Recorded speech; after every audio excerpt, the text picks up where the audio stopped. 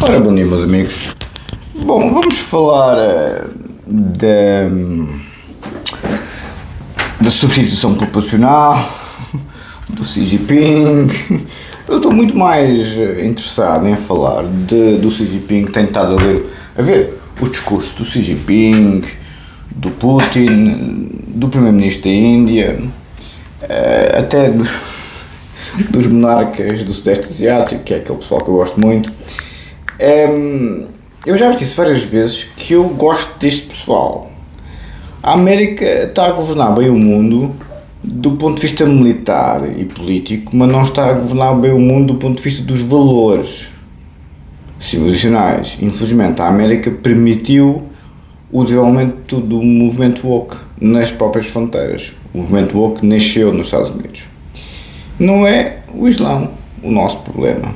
Não é a substituição populacional o problema da Europa. Então, sempre com essa conversa, a questão do Islão existe desde o século VI depois de Cristo, quando Maomé, enfim, foi tocado pelo divino, supostamente. Alá para a religião islâmica. Eu gosto desse pessoal. As churas negras do Islão, as pessoas não podem se comportar como a extrema-direita. As pessoas vêm sempre com a conversa, que o Islão isto, aquilo e aquilo outro. Isso é discurso de extrema-direita pura e dura. Por isso é que temos as menas mortáguas a defenderem o outro lado. Há umas churas negras no Corão. Que os académicos chamam exatamente isso, churas negras. Em que realmente há ali uns versículos, Nossa Senhora, suras, em registro mais rigoroso, proposições, pois há uma terminologia wittgensteiniana, como diz o professor Manuel Lourenço, é a mesma coisa, sura, versículo ou proposição. Os seus têm duas hipóteses comigo. Os seus começam a pensar como os meus têm uma sorte de leões de abrirem a porcaria, não posso dizer asneiras, não é? O engenheiro Avelino, pronto, eu não posso dizer asneiras. O engenheiro Avelino está a ser pensativo comigo para não dizer asneiras. Eu realmente não digo asneiras na minha vida pessoal, nem na minha vida social, nem em qualquer outra, quer dizer, eu sou uma pessoa bastante polida do ponto de vista de linguagem, mas aqui é tanta gente estúpida, doente e criminosa que é muito difícil ser-se uma pessoa educada, mas enfim, pronto, vou tentar, Sr. Geraldino, vou tentar, como é que se consegue falar com gente que são autênticos calhaus. Mas pronto, as pessoas têm uma sorte de leões vão para o YouTube e têm acesso a pessoas que, como eu, como o Sr. Conselheiro, como o professor Pedro Lúcio, tivemos que ir para outros países para aprender com os melhores que a humanidade produziu. O professor Pedro Lúcio era filho de um cirurgião, era médico, neurologista e psiquiatra, podia ter ficado em Lisboa nas suas grandes vidas, que já era um senhor de grandes possibilidades, e foi para a Suíça a fazer psicanálise. E a psicanálise dele correu mal. A psicanálise, primeiramente, foi com o Philippe Ressot, que não se deram nada bem. O professor Pedro Luzes, ao que parece, quando era jovem, era meio atrevido, e parece que disse ao homem, com muita piada, que isto disse ele numa entrevista, não me contou a mim, disse ele numa entrevista que eu depois perguntei e ele começou-se a rir.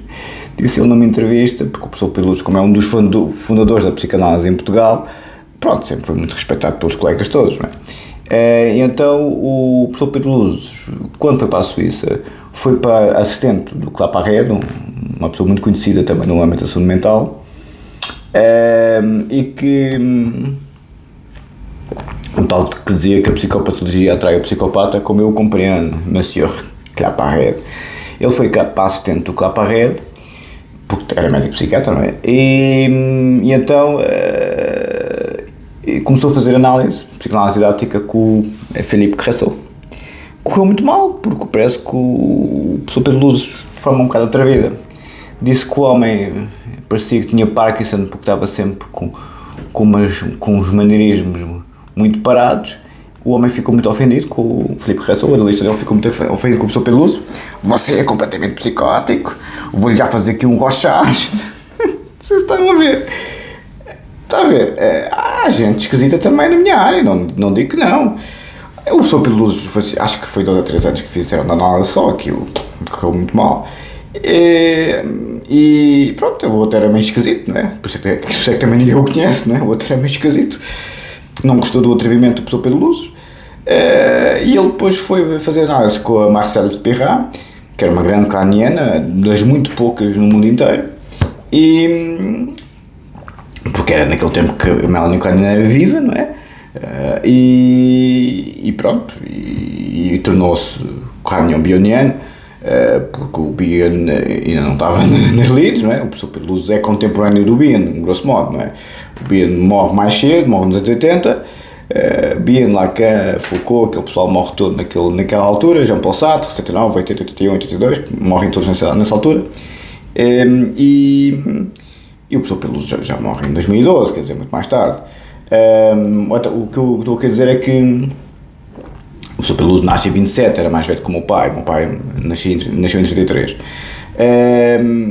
E os seus têm uma sorte de veja bem, um homem com uma enorme estatura financeira e profissional vai para a Suíça levar com estes embrulhos para aprender com os melhores que existiam naquele tempo. Fez o professor Pedro Luzes isso. Fez o seu conselheiro Sozibite isso, também era um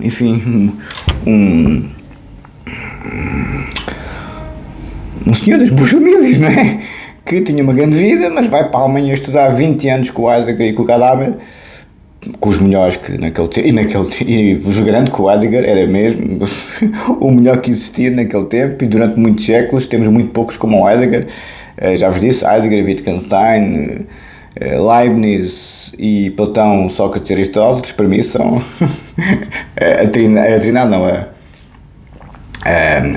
os sumo pontífices, não é a trindade porque são mais que 3.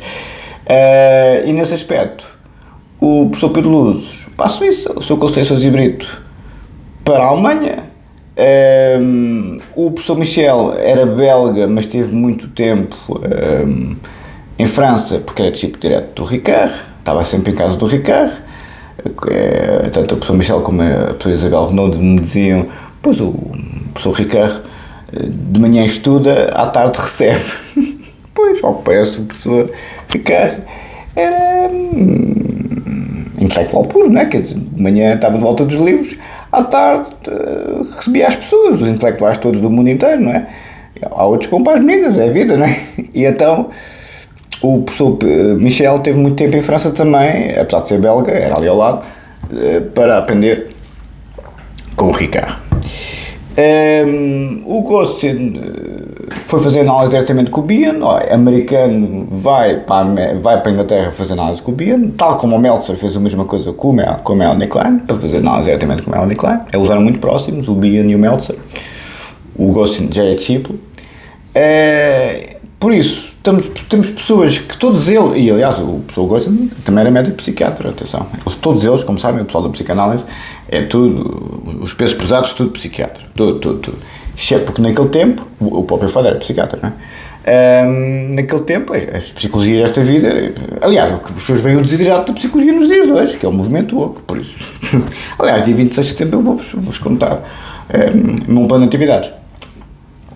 Para os senhores verem que esta conversa toda para vos dizer que os senhores têm uma sorte de leões de chegarem ao YouTube e terem uma pessoa que por acaso também foi para a França por causa do Ricard, também foi para a Alemanha por causa do Max Planck Instituto, Direito Penal e Criminologia, mas e foi para outros países estudar e trabalhar, como sabem, Inglaterra, esta vida e coisas afins, e não só eu próprio me desloquei geograficamente, como também os meus próprios mestres foram todas pessoas estrangeiradas, ou seja, que foram para fora do país, para os países mais desenvolvidos do mundo, neste caso, Suíça, França e por aí adiante, Alemanha e por aí adiante, aprender com os maiores gênios que naquele tempo existiam, vivos. Ricard, Heidegger, Gadamer, Melanie Klein, Bion e Freud. Não se esqueçam que o professor Pedro Luzes teve aquela sorte de leão de conhecê-los todos, mas o supervisor do professor Pedro Luzes, não a analista, mas o supervisor, foi analisado diretamente pelo tio Freud. Os senhores chegam ao YouTube, estão aí a coçar a micose, não posso dizer asneiras, não é? Pronto. Eu posso. Eu é que agora, como ando muito bem disposto, e já vão perceber porque dia 26 de setembro, não vou dizer asneiras, só porque estou bem disposto ao engenheiro Avelino. Quero lá saber se o pessoal ficam ofendidos com as minhas asneiras ou não. Mas é que não estou mesmo preocupado. Os senhores vão ver dia 26 de setembro, porque é que eu não estou nada preocupado. Eu não estou mesmo nada preocupado com o que os senhores pensam e deixam de pensar. Eu só estou aqui porque estou a estudar em voz alta e porque a minha mãe ainda ouve os vídeos e diverte-se com estas coisas. Isto é mais um entretenimento para a minha mãe. Os senhores, no YouTube, zerem. Zerem. Os apoiantes sim têm alguma simpatia, mas isto para mim o YouTube é mesmo uma brincadeira de crianças, para mim, não é? Como sempre foi, aliás. Assim, mas a brincar é que o outro foi não se pode dizer, não é? Pois. Mas a brincar é que a macaca teve a dita inflamada. Isto para vos dizer que eu próprio desloquei-me geograficamente para países vários para aprender com os melhores, e os meus próprios mestres também se deslocaram para países vários para aprender com os melhores, neste caso génios da humanidade. Se o conselheiro Sousa Brito é um gênio, não, mas está lá quase. O professor Pedro Luz a mesma coisa, o professor Gossi mesmo muito perto, o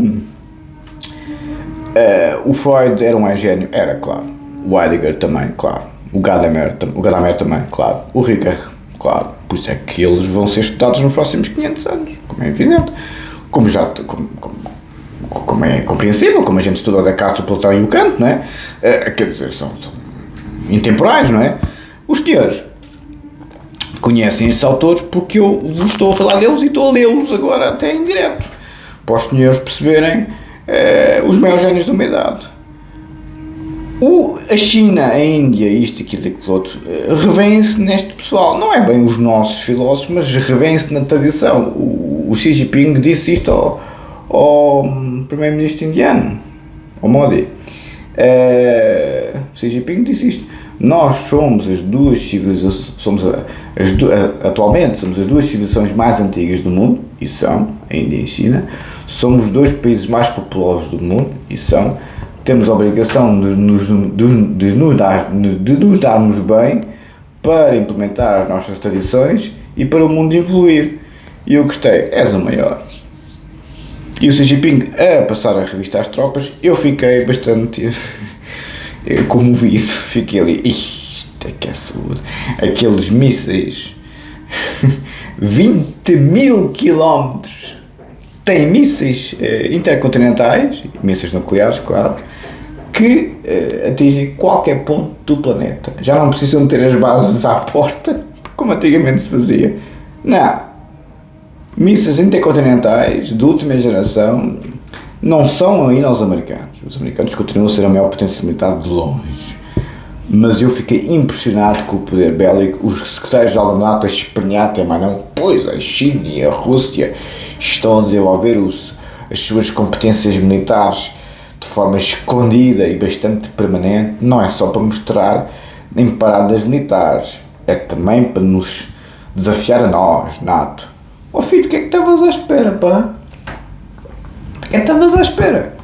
A vaginocracia, a analocracia tomou conta do Ocidente. Estavas à espera do quê, filho? Secretário-geral da NATO, Stolberg. Eu, cá entre nós, pá, desculpem dizer-vos isto, mas eu estou a gostar que o outro lado esteja a aportar com o Ocidente. Pode ser que abram os olhos. Os seus põem os piercings da rata e o orlhudo inflamado a mandar. Não é? O outro lado vê o que eu vejo, assim, são esses que estão a mandar aí. Tá bem, pronto. É o comediante que está a mandar. Que é quase a mesma merda. Desculpe, não posso dizer nada. Claro, o outro lado que são os meixões de todo tamanho.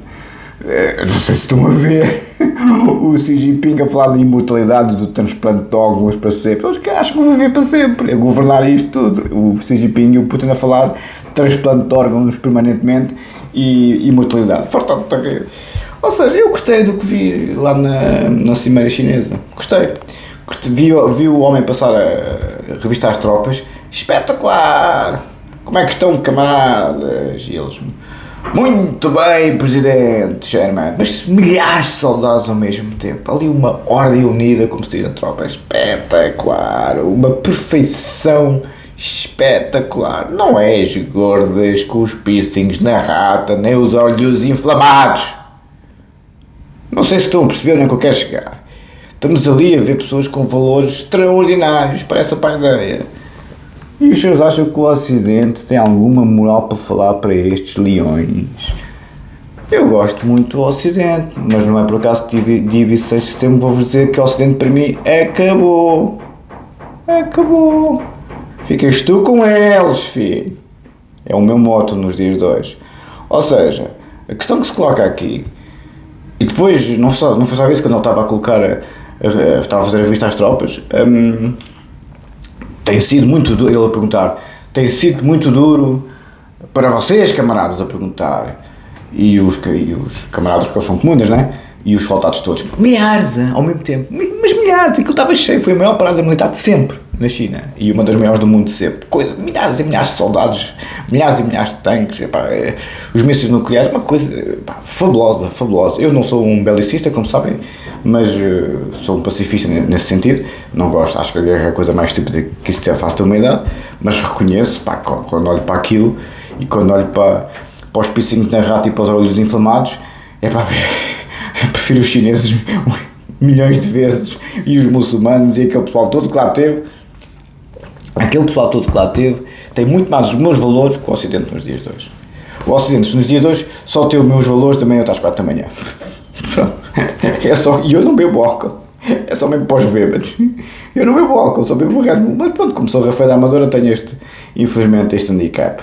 É a vida, não se pode ter tudo, não é? Eu tirei até a fotografia para decorar o nome do míssil. Se calhar está no outro telefone, queres ver? Se calhar pus no outro telefone. Não, tenho aqui, está aqui. O míssil chama-se DF-5C. Foi exibido na Praça Tiananmen e tem alcance superior a 20 mil km. 20 mil km. O míssil DSC. Este míssil nuclear, claro. Uma coisa fabulosa. Isto é que são valores. Não são os da paideia. Não são. Não têm valores do Estado de Direito e de democracia como a paideia defende. Mas eu prefiro estes aos valores ocidentais nos dias de hoje, que é doença mental e crime que nunca mais acaba. As pessoas não estão bem a perceber que quem manda no Ocidente nos dias de hoje são as emoções, os sentimentos, as sensações, os sentimentos e as sensações, que foi o sonho da filosofia acabar com isso.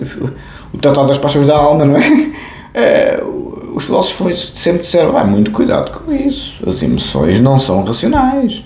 O professor Damasio tentou colocar um meio termo entre as duas, mas diz, se não temos o raciocínio, temos a barbárie, é só a vaginocracia e a analocracia, como é evidente, só pensam com o baixo ventre. Hoje em dia, no Ocidente, pensa-se com o baixo ventre. Eu penso com o baixo ventre entre a meia-noite e as 4 da manhã. Pronto, estou ali na rambolha. Estas pessoas pensam com o baixo ventre 24 horas por dia. A trabalhar, na política, na sociedade. Não é o que se vê na China, na Rússia, no Irão e nos outros amigos todos que foram lá à cimeira na China. Entendem? Cimeira, quer dizer, aquilo foi parada militar, mais que outra coisa. Por isso, amigo que mandou o e-mail de maravilha, o HB diz, escolho Marcelo. Eu sei que não está a atacar o professor Marcelo, caro amigo HB, eu sei. Já falamos sobre isso. João Feliciano, está bom, caro amigo Private Security. Estou a ver também o seu e-mail. Obrigado. Sobre a Rodésia. Bons tempos que isso se chamava Rodésia. A questão do elevador da Glória, não tem nada a acrescentar. Infelizmente, 15 vítimas mortais e 23 feridos. É uma coisa muito triste, uma situação muito triste. Ninguém é responsável daqui. O equipamento que foi ao ar, quer dizer, acho estúpido estarem a responsabilizar as pessoas. Mais uma vez, meus sentimentos às pessoas, às vítimas das pessoas falecidas, aos familiares das pessoas falecidas. Acho que quem faz aproveitamento político de uma tragédia destas, enfim, nem vou comentar absolutamente nada sobre isto. Os meus valores estão muito mais próximos daquele pessoal do outro lado, porque são homens a sério e mulheres a sério. Na parada lá do exército, mulheres também como soldados, impecável. Quais gotas com os piercings na rata, espetacular, umas atletas, espetacular, aquilo tudo mesmo, espetacular, meu, espetacular mesmo. Agora, num acidente, os valores da paideia agora é o que antigamente estava tudo internado no hospital psiquiátrico, ou nas prisões, ou eram sem abrigo, porque não tinham competências nenhumas para sobreviver na sociedade. É esse pessoal que manda. Um dia destes, quem começa a mandar são os sem abrigo, só falta isso. Já desceram tão baixo na hierarquia darwinista para a seleção do mais apto. Sempre foi assim. Agora é a seleção do mais fraco, é a seleção do mais desequilibrado, é a seleção do mais criminoso. Toma o Código Penal contra o próprio Código Penal, toma o DSM contra a própria DSM. Por isso, não dou para esse peditório. Vamos para a minha tese, altamente direito penal, versão em português. Tínhamos ficado naquela grande nota de rodapé com coitados dos argumentos. Não, do ponto de vista... Bem, dia 26 de setembro não quero tirar esta surpresa. Código-vos o plano de atividades. Não é a minha luta. O juízo de culpa corresponderia à verificação no facto praticado da violação do dever do agente no exercício da sua liberdade, e depois eu coloco aqui nota, sobre a questão da possibilidade de determinação da existência de liberdade no caso concreto, conferir Roxine, culpa e responsabilidade de questões fundamentais da teoria da responsabilidade em Revista Portuguesa da Ciência Criminal, fundada pelo professor Figueiredo Dias, 1991, ano 1, 4, página 15 e 25 e seguintes. Questão que aqui, digo eu, acrescento eu, questão que aqui não podemos debater em profundidade, porquanto, no confronto entre deterministas e indeterministas, ou seja, quem defende o livre-arbítrio e quem defende que o livre-arbítrio não existe, a nossa livre vontade, que nós temos capacidade de decisão ou não, nas nossas escolhas de vida, quanto à aceitação ou rejeição liminar da liberdade como critério de culpa, dificilmente poderíamos tomar uma opção sem aprofundamento adequado. Já vos falei várias vezes da diferença entre o critério e o pressuposto da culpa. No entanto, com a Anabela Rodrigues, caberá salientar que, estou a citar agora a professora, perdão, a conexão entre liberdade individual de agir e culpa corresponde a uma ideia radicada na consciência moral comum, não sendo aquele conceito de liberdade construção fictícia. Não sendo aquele conceito de liberdade construção fictícia. Diz a senhora professora catedrática de Direito Penal, substituiu o professor Figueiredo Dias, a primeira professora catedrática de Direito Penal no país, creio que foi a primeira doutorada na Universidade de Coimbra em Direito Penal, já foi ministra da Administração Interna, ou da Justiça, não me lembro, foi uma ou outra, acho que foi a Administração Interna, e também foi a primeira senhora nessas funções, e foi a primeira senhora doutorada em Direito Penal, foi a primeira senhora professora catedrática de Direito Penal, foi a primeira senhora ministra da pasta em questão, que já vou ver, e foi a primeira senhora diretora do SES que forma os seus procuradores e os seus juízes. E vem-me nas redes sociais dizer que o livre-arbítrio isto e aquilo e aquilo outro. Eu não sei o que é que eu ando aqui a fazer. Eu até hoje, cada vez que me lembro dos meus críticos, eu assim, sempre para os meus botões, o que é que tu fazes na vida, onde é que tu estudaste, e como eu digo aos borregos dos borregos, onde é que tiraste os doutoramentos? Pessoas que vêm de áreas Nossa Senhora de Fátima, que vêm de universidades Nossa Senhora de Fátima, e vêm para as redes sociais cheios de ar. Pronto, a pessoa Anabela Rodrigues é que está errada. A determinação da medida da pena privativa de liberdade, os critérios de culpa e prevenção, 1995, página 473, nota 279. Ficamos por aqui, que ainda quero ir para os outros livrinhos. A pessoa Anabela Rodrigues pode não estar certa. Sim, pode não estar certa. Mas eu tenho muito mais respeito pela posição da doutora Anabela Rodrigues do que pela vossa, como é evidente. Porque os senhores não só não se apresentam, eu não sei quem são os senhores, como o vosso comportamento indica doença mental e crime. Não só não são fonte digna, como são fonte perigosa. entende? E depois estão a disputar quem produziu o conhecimento há séculos, inclusive no século XX. O professor Roxin é conhecido como o mortal dos ditadores. Não houve penalista que meteu mais pessoas na cadeia, autênticos genocidas, do que o professor Roxin. Os senhores viram como é que o professor Roxin foi tratado nas minhas lives. Quer dizer, e é que está, não é? Quer dizer, estão apresentados, não é? Voltamos sempre ao mesmo, não é? Voltemos sempre ao mesmo. Onde é que estamos? Estamos numa democracia ou estamos com pessoas fanáticas a defender determinado tipo de ideias? Ideias que provaram na história do mundo que acabaram com pessoas em campos de concentração, como é evidente. O Eichmann foi perseguido anos e anos e anos pela Mossad e foi finalmente apanhado em 1960 na Argentina. Tinha fugido para a Áustria porque ele tinha sido o vice do Reinhardt, que foi o arquiteto da solução final, em que se passou de uma política do Sr. Adolfo e companhia de prisão e de substituição proporcional, como os senhores gostam sempre de dizer, não é? Essa estupidez nunca mais acaba, para execução direta dos judeus nos campos de concentração, fábricas de morte de gás, porque eles tinham desde muito cedo, desde a Polónia, que o Sr. Adolfo criou esquadrões de morte para assassinar civis, homens, mulheres e crianças.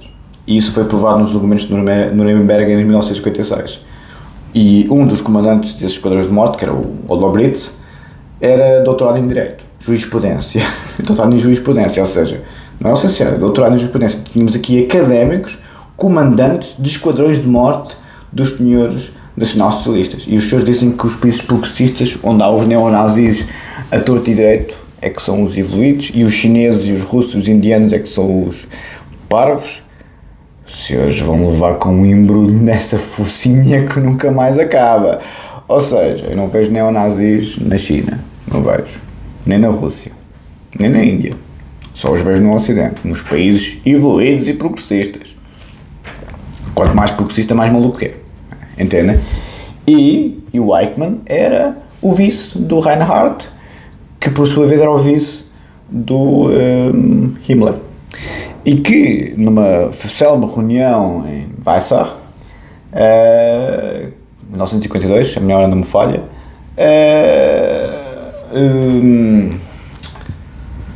ele, com o apoio dos outros comandantes da região, este Iclicoto, assumiu a 100% que o objetivo era executar 11 milhões de judeus. Conseguiram 6. O plano era matar 11 milhões de pessoas na Europa através das câmaras de gás, porque já não era suficiente matar ao tiro, como eram os esquadrões da morte.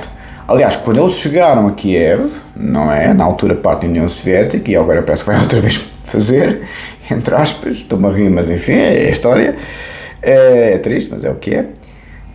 Quando os alemães chegaram a Kiev, os russos tinham a famosa Operação Barbarossa, não é? O imperador medieval que os nazis tanto gostavam, a maior batalha militar de sempre, até hoje, 3 milhões de soldados alemães e 2 milhões de soldados russos, ou seja, uma coisa, quase 3, uma coisa impressionante, e em termos bélicos a mesma coisa.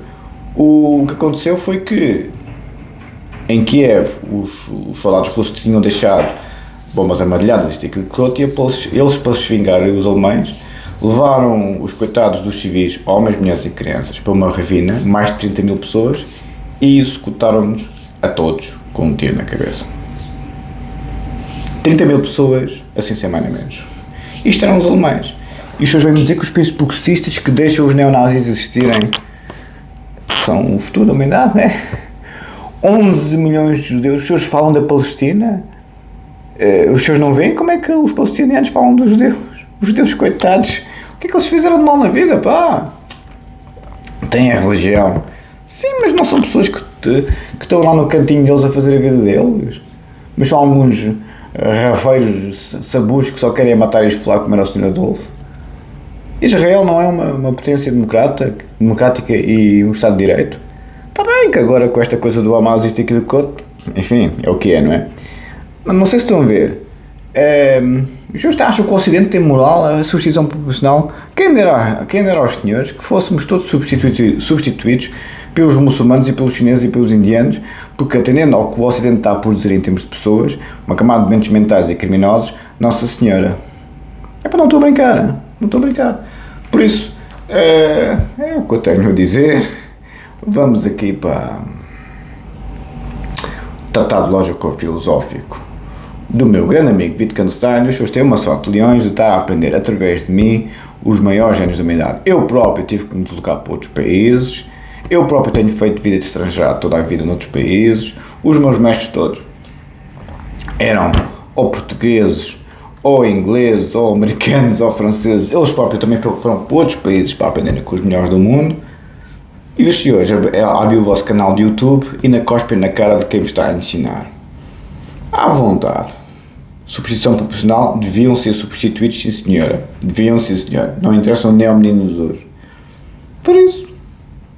Ai, muito duro, professor. Só vos estou a dizer a verdade. Os senhores não são muito beatos. A verdade liberta, não é? Tínhamos ficado no Ferrega, esse rapaz também muito limitado. Tratado Lógico-Filosófico do grande amigo Wittgenstein. Na procura da redução de verdade do imediato intuitivo, vivenciando, experimentando, a figura tem aspecto relevante. Esta dimensão permitiria facilmente escrever um texto esotérico sobre o Tratatus, mesmo sem pensar na evolução ulterior de Wittgenstein, como sabem, são as investigações filosóficas. Eis um duplo.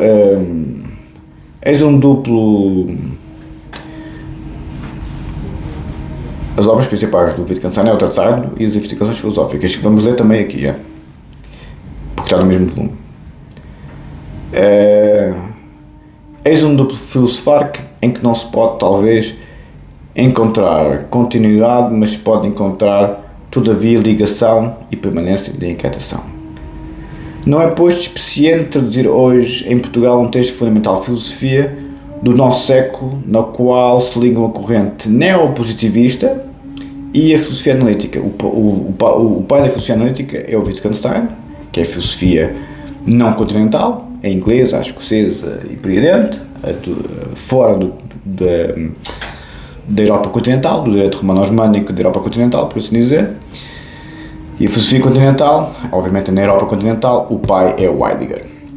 Esta divisão foi feita no princípio do século XX pelo Cassirer, em que a filosofia analítica é muito baseada na matemática, por isso é que o professor Manuel Lourenço também era um especialista em matemática, em lógica, claro, e em filosofia da matemática, e o professor Branquinho também, e todos os homens da filosofia analítica, Bertrand Russell e essa gente toda, o Frege, que já vos falei. A filosofia continental é muito mais especulativa, é a minha escola de pensamento. Eu, quando perguntei ao Paulo Nato, então, já leste o Wittgenstein? Já leste? O que é que leste? Eu li tudo. O que é que achaste? Tem piada. O Wittgenstein é, para nós na filosofia continental, uma pessoa muito interessante, mas o nosso modelo, a ideia é completamente filosofia continental, não é a filosofia analítica do Wittgenstein, nem dos outros todos. Dir-me-ão, o direito é mais filosofia analítica? Nos dias de hoje o filósofo, o Dworkin, o Hart e o Kelsen são homens da filosofia analítica. O senhor conselheiro era homem da filosofia analítica, pediam para dar uma aula aos meus colegas de doutoramento sobre filosofia analítica e eles ficaram 2 horas eu falar daquilo, já pedi aos 50 vezes o vídeo, que é fartado de rir. Não perceberam nada. É que não perceberam nada, a filosofia analítica é muito complicada. Principalmente quando se pena tentar utilizar Wittgenstein, regenerado ou convertido. Filósofo da filosofia científica, vai encontrar dos autores de filosofia especulativa, os tais da continental, espiritualistas, marxistas, existencialistas, estruturalistas, etc., ou a reação ritual ou regular para o esquecimento, quando não a sua recuperação em ortodoxia. Encontrei, porém, veja-se o notável ensaio de David Pearce. O professor Manuel Lourenço dá uma tarefa imensa à filosofia continental, os marxistas, os existencialistas, para claro. Se eu gosto da filosofia analítica, muito. muito. Eu gosto deles todos, eu não gosto dos senhores. Eu não gosto do povinho. Mas pronto, estou aqui a entreter a minha mãe também. Prefácio da segunda edição, Direito Penal, Parte Geral, tomo 1, Questões Fundamentais da Doutrina Geral do Crime. Verdade é por aí que escrevi aquelas palavras apenas em nome de uma, por mim, suposta consideração de índole... Pá, já está a pescar, tenho que ir. Pronto, já leio o resto daqui a bocadinho. Se pode ter tudo, não é? É a vida. De índole pragmática, a supor-se aos fundamentos dogmáticos reputo mais corretos. Os meus alunos sempre me ouviram insistir em que as teorias da tentativa e da comparticipação constituem de corpo inteiro capítulos integrantes do ilícito típico dos delitos dolosos da ação, dos delitos de omissão e, em parte, dos delitos negligentes. Só o concurso, podendo justificar-se como forma especial de aparecimento dos crimes. O concurso de crimes, nessa pessoa Figueiredo Dias, não é? Quem comete muitos crimes ao mesmo tempo para fazer mal às pessoas. Como eu compreendo, Sr. Professor. Um abraço, até logo.